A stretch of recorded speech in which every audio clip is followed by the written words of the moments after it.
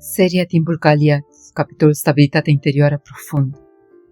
Episodul 6. Împăcarea cu sine, integrarea alegerilor, relațiilor și drumurilor greșite. Există o etapă în maturitate în care nu te mai lupți cu ce ți s-a întâmplat. Te lupți cu ce ai ales, nu doar cu rănile primite, ci cu deciziile făcute. Relațiile în care ai stat prea mult, oamenii pe care i-ai iubit din rană, compromisurile care te-au micșorat, anii investiți într-o direcție care nu era a ta, tăcerile pe care le-ai acceptat, semnele pe care le-ai ignorat și poate cea mai grea întrebare, cum am putut să aleg asta?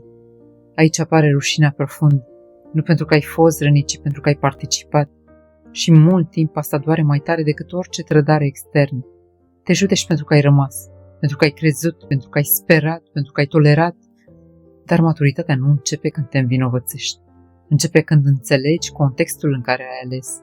Ai ales din frică de singurătate, ai ales din nevoie de validare, ai ales din atașament nesigur, ai ales din lipsă de claritate, ai ales din dorința de a salva, ai ales din supraviețuire. Nu ai ales din maturitatea pe care o ai acum. Și asta schimbă tot. Împăcarea cu sine înseamnă să te ierți pentru relațiile care te-au consumat, oamenii pe care i-ai idealizat, drumurile care nu te-au reprezentat, stagnările care te-au ținut pe loc, compromisurile făcute din frică. Nu pentru a minimaliza, ci pentru a integra. Pentru că fiecare alegere, chiar și cea greșită, ți-a arătat ceva. Ce tolerezi, ce cauți, ce te activează, ce te sperie, ce ai nevoie să vindeci. Fără acele experiențe nu ai fi ajuns la claritatea de acum. Și poate că adevărata maturitate nu este să spui, nu trebuia să aleg asta, ci am ales asta pentru că atât puteam atunci. Astăzi pot mai mult. Nu ești definit de partenerii pe care i-ai ales. Nu ești definit de compromisurile tale. Nu ești definit de anii pierduți. Ești definit de momentul în care ai început să vezi. De momentul în care ai spus așa nu mai pot.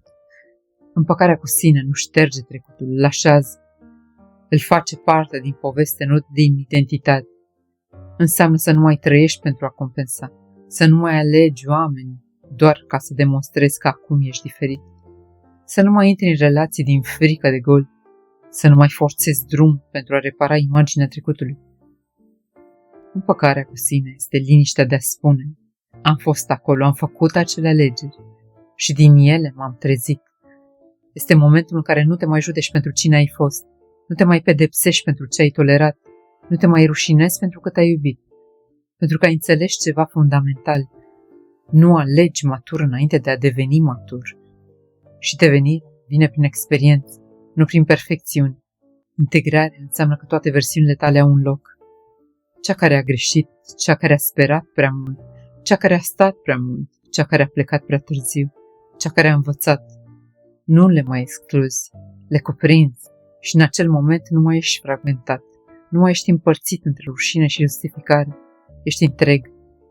Și întregimea nu este dramatică, este calmă, este stabilă, este demnă. Poate că viața nu va fi perfectă, dar nu vei mai trăi din autocondamnare, vei trăi din alegeri. Și aceasta este împăcarea reală, să nu mai lupți cu cine ai fost, să nu mai compensezi ce ai trăit, să nu mai trăiești pentru a repara trecutul, ci să alegi prezentul, din claritate, din maturitate, din respect pentru tine.